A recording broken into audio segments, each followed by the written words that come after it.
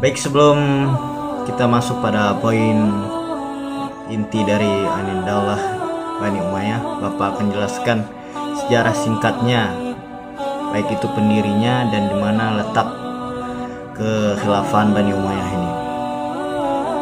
Dalam sejarah tercatat bahwa semasa pemerintahan Khalifah Daulah Umayyah ini sudah terbukti baik semasa Daulah Umayyah di Damaskus, yaitu pada tahun 661 hingga 750 Masehi, maupun Daulah Umayyah di Andalusia atau Spanyol pada tahun 756 hingga 1031 Masehi. Untuk pendiri Daulah Umayyah di Damaskus yaitu Muawiyah bin Abu Sufyan, dan Daulah Umayyah di Andalusia yaitu Abdurrahman Ad-Dakhil. Baiklah, kita langsung masuk pada poin, yaitu Daulah Umayyah di Damaskus pada tahun 661 hingga 750 Masehi. Daulah Umayyah berdiri selama 90 tahun pada kisaran 40 sampai 132 Hijriah atau 661 hingga 750 Masehi. Pendirinya bernama Muawiyah bin Abu Sufyan bin Harb bin Muawiyah. Daulah Umayyah menjadikan Damaskus sebagai pusat pemerintahannya. Kalian pasti tahu di mana itu Damaskus, yang menjadi ibu kota negara Suriah.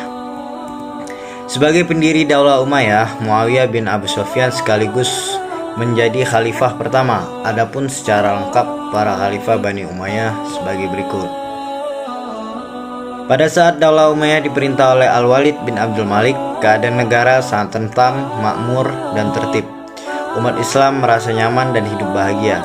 Pada masa pemerintahannya yang berjalan kurang lebih 10 tahun itu, tercatat suatu perluasan wilayah dari Afrika Utara menuju wilayah barat daya benua Eropa, yaitu pada tahun 711 Masehi.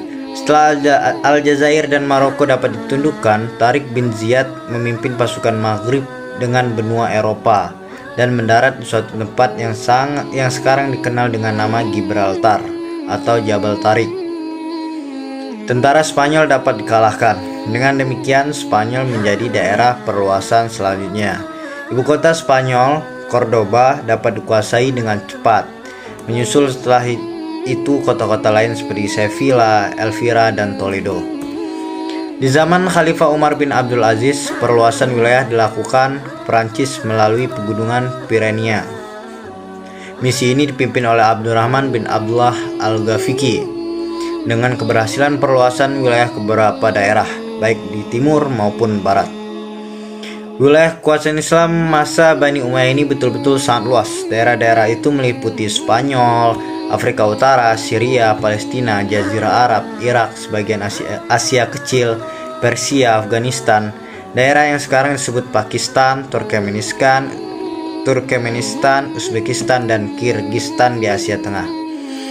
Di samping perluasan wilayah Islam, Bani Umayyah juga banyak berjasa dalam pembangunan di berbagai bidang. Muawiyah bin Abu Sufyan mendirikan pos-pos tempat-tempat tertentu dan menyediakan kuda yang lengkap dengan peralatannya di sepanjang jalan. Dia juga berusaha menertibkan angkatan bersenjata dan mencetak mata uang. Pada masanya, jabatan khusus seorang hakim atau sebutan hakim yaitu Qadi. Qadi adalah seorang spesialis di bidang kehakiman. Abdul Malik bin Marwan mengubah mata uang Bizantium dan Persia yang dipakai di daerah Islam. Untuk itu dia mencetak uang tersendiri pada tahun 659 Masehi dengan memakai kata-kata dan tulisan Arab. Khalifah Abdul Malik bin Marwan juga berhasil melakukan pembenahan administrasi pemerintahan dan memberlakukan bahasa Arab sebagai bahasa resmi administrasi pemerintahan Islam. Keberhasilan ini dilanjutkan oleh putranya Al-Walid bin Abdul Malik pada tahun 705 sampai 715 Masehi. Meningkatkan pembangunan, diantaranya pembangunan panti-panti untuk orang cacat dan pekerjanya digaji oleh negara secara tetap. Ia juga membangun jalan-jalan raya yang menghubungkan suatu daerah dengan daerah lainnya, pabrik-pabrik, gedung-gedung pemerintahan, dan masjid-masjid yang megah. Selain kemajuan dalam bidang pemerintahan, ilmu pengetahuan juga dikembangkan pada masa itu. Perkembangan ilmu pengetahuan tersebut meliputi pertama, ilmu agama, ilmu sejarah, ilmu pengetahuan bidang bahasa, ilmu bidang filsafat. Ilmu agama yakni seperti Al-Quran, hadis, fikih. Proses pembukaan hadis terjadi pada masa Khalifah Umar bin Abdul Aziz. Sejak saat itulah hadis mengalami perkembangan pesat. Ilmu sejarah dan geografi yakni segala ilmu yang membahas tentang perjalanan hidup, kisah, dan riwayat. Ubaid ibnu Syariah al-Jurhumi berhasil menulis berbagai peristiwa sejarah.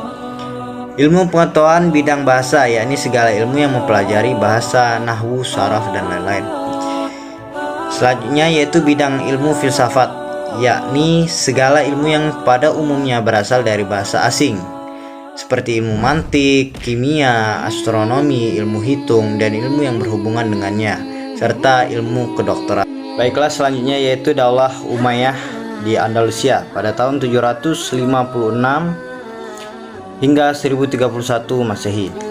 Kuasaan Bani Umayyah di Damaskus berakhir pada tahun 750 Masehi. Kekhalifahan pindah ke tangan Bani Abbasiyah. Namun, salah satu penerus Bani Umayyah yang bernama Abdurrahman ad-Dakhil dapat meloloskan diri pada tahun 755 Masehi. Ia dapat lolos dari kejaran pasukan Bani Abbasiyah dan masuk ke Andalusia, Spanyol. Di Spanyol, sebagian besar umat Islam di sana masih setia dengan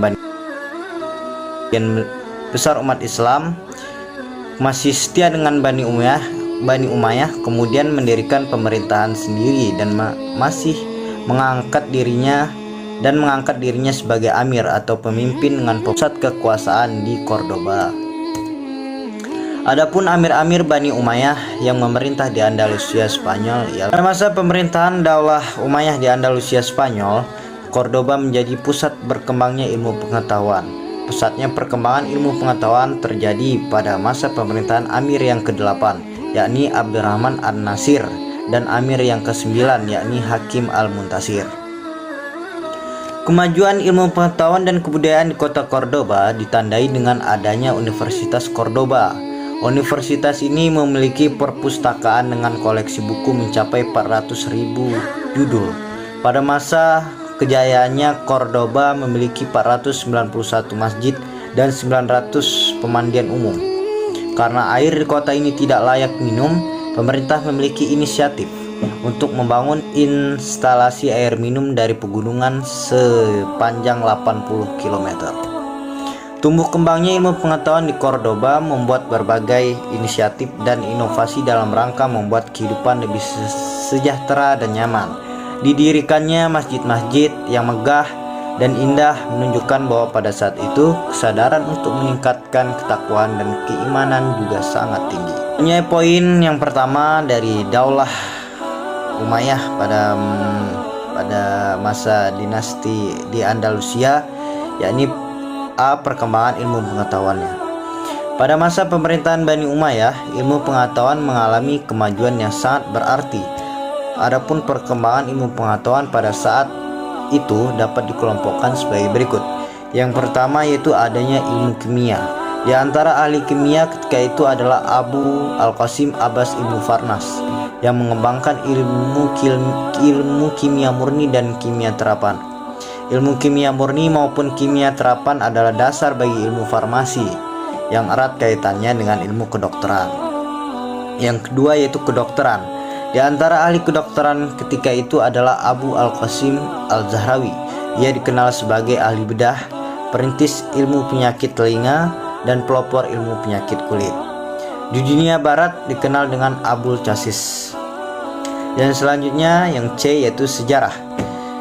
Salah satu tokoh sejarah di perkembangan ilmu pengetahuan ini yaitu pertama Abu Marwan bin Abdul Malik bin Habib.